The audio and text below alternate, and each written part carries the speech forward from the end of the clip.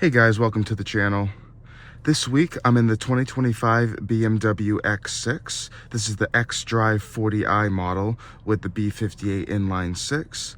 Essentially, this is the coupe SUV version of the BMW X5. This thing has been a great car to drive this week. Very comfortable, very smooth, very sporty as well. As you'll find out, I can take you a tour around.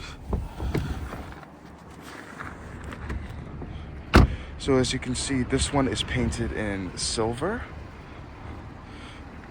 Takes a lot of design elements from the BMW X5, basically taking it and chopping it off and putting a more sedan, or as they would call coupe-like rear end. Also comes with a power lift gate, plenty of space, very convenient that it's powered. Have some cargo covers here, and also no spare tire, but it does have equipment. Come to the back seat. Back seat is roomy with leg room. The coupe line does sacrifice a little bit of headroom, but overall, very comfortable back here. You have climate controls, heated rear seats, automatic climate control. Also have a slot for a USB-C charger. Very nice place to be overall. Also has center cup holders and armrest. There we go. I had a little trouble with that. The cup holders pop out, then pop back in to save space.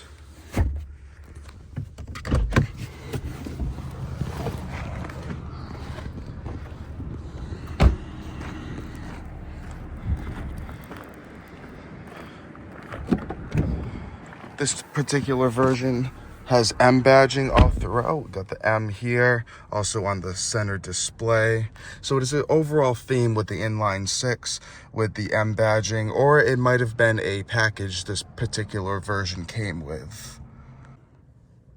Additionally, with the BMW X6, you're also able to change the color of the ambiance, changes the BMW X6 logo right here with all the arrows. Kind of reminds you of the arrows you might see on a hard, sharp turn on a roadway.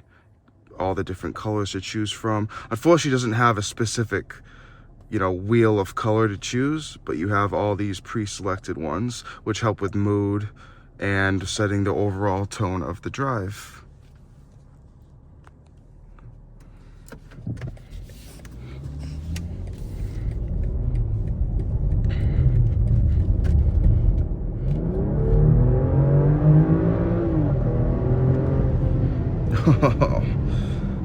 This thing is very fast, very capable, but very smooth. I do own a Genesis G70 back at home that has the twin turbo V6, but I definitely understand why inline 6 is a little bit more smooth. The cylinders are all in a line, has that smooth delivery that BMW is known for.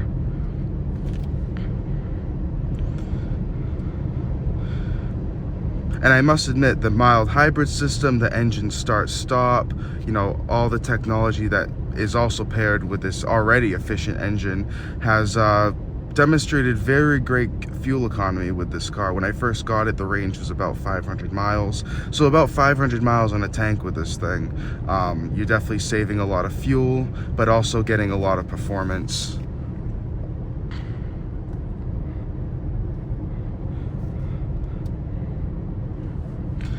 This particular version does not come with the radar cruise control. That is an extra option, but it does come with the self-parking. I did give that a try. It was very accurate and did park in between the lines very well.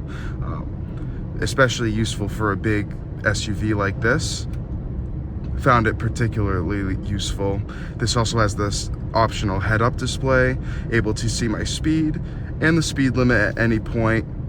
Helps with control of speed and confidence while driving. I can keep my head up and see the incoming cars without having to look down at the gauge cluster, which is very useful.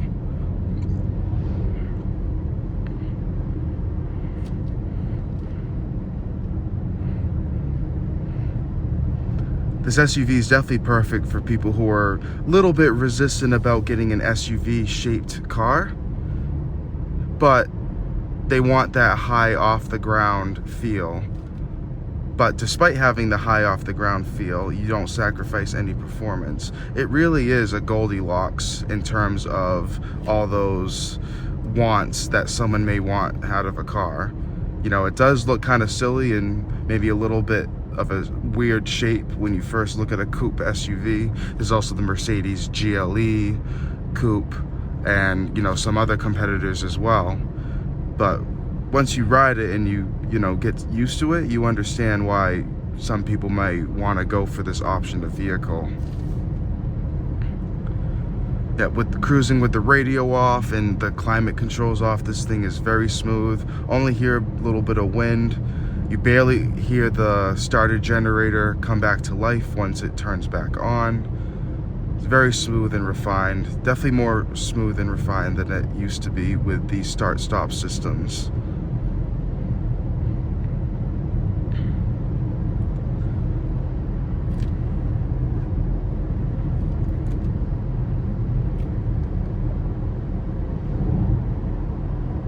You, of course, have all your content here. You can see how the car is doing, what's going on with the certain systems.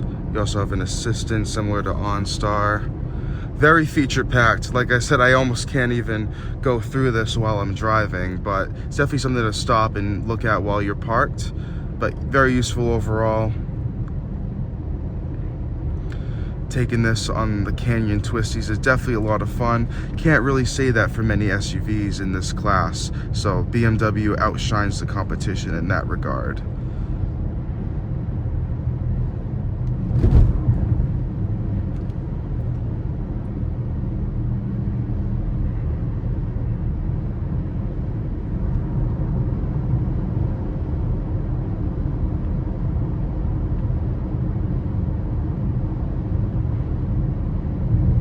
This comes with heated and cooled seats for the both front passengers, as well as a heated steering wheel. So that especially helps with comfort, especially the cooled seat. Particular cooled seat uses a fan, so it blows up air. Some other manufacturers I know suck away the heat essentially out, but this is, you turn it on and it sounds like a blower fan is on. But does a good job of keeping things cool, especially out here, sunny California.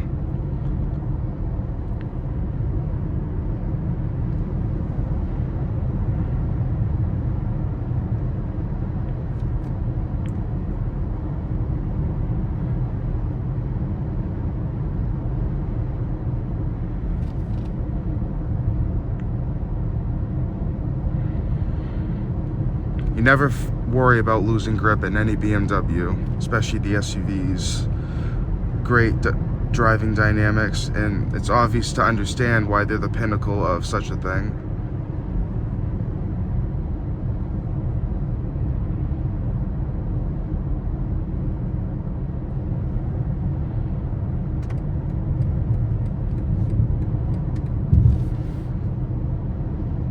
You can see the battery is slightly recharging every time I let off of the gas pedal, even more so when I hit the brake.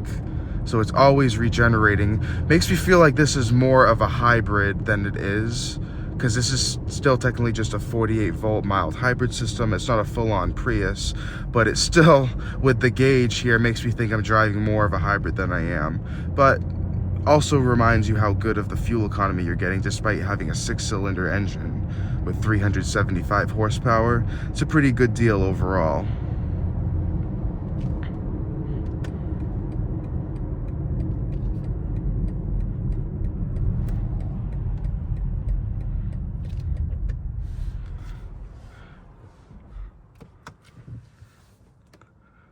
Engine marks, the RPM gauge gives a ready indication when it's in drive and ready to go, just letting you know the car is still on, similar to what an old Toyota hybrid would do, but same vibe. The engine is still on, the car is still on, engine is off, but the battery is keeping it going. Overall, great car, very smooth. Been enjoying my week with it, and thank you very much for watching.